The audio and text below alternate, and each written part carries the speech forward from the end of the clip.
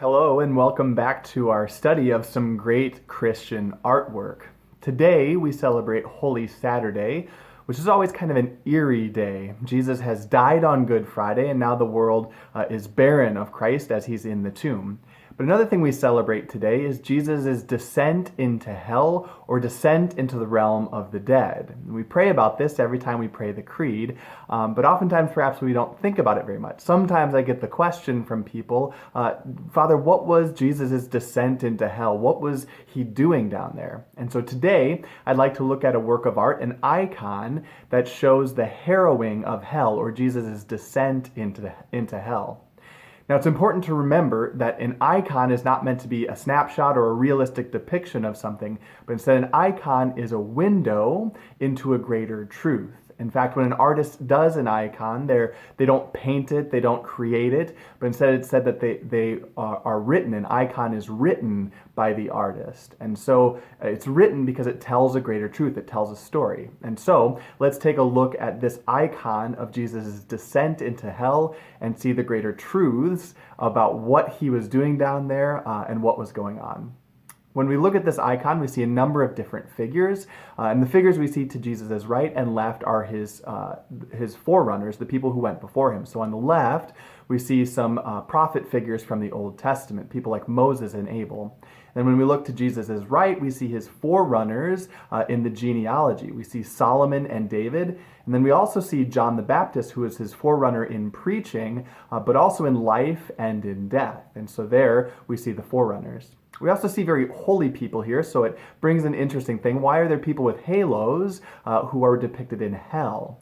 It's important to remember what we mean by hell is not like what we would think of today, eternal punishment and damnation, but instead hell as just being the realm of the dead, or Hades. And so here Jesus is descending to the realm of the dead to lift them up.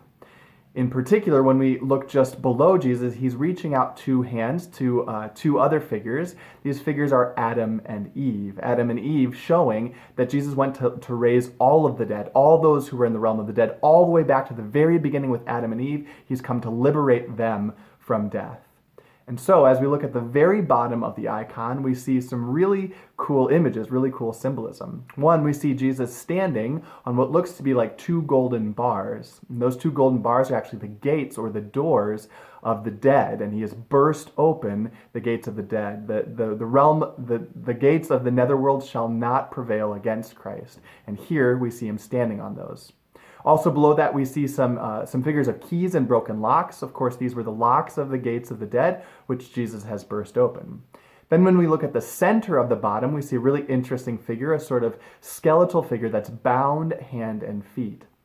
This is showing Christ's victory and power trampling down death by death, which we actually pray and sing during the great Paschal celebrations. It's also a reference to Hebrews chapter 2, that through death he, Christ, might destroy him who has the power of death. Christ is victorious over death, and so he is bound at hand and feet. It cannot get loose. Death has no power over Christ, and death has no power over us. Then when we look to Jesus himself, we see that there's a sort of almond-shaped figure around him, a light that's radiating from him.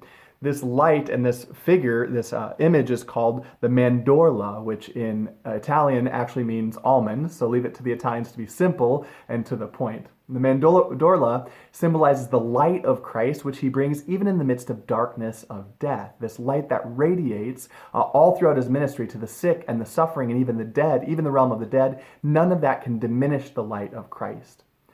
Question for us as we celebrate this Holy Saturday is, what is the realm of the dead in our lives? What has become dead in our lives?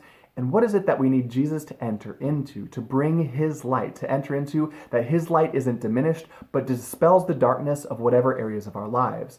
And what is that realm of the dead that we need Jesus to grab our hand and to lift us out of that death, to bring us up and to harrow those things in our lives that have become dead and lifeless?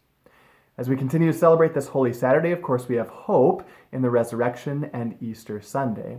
And so as we continue through the Triduum celebrations, I ask that you continue to join us for some videos that will continue throughout the Easter season.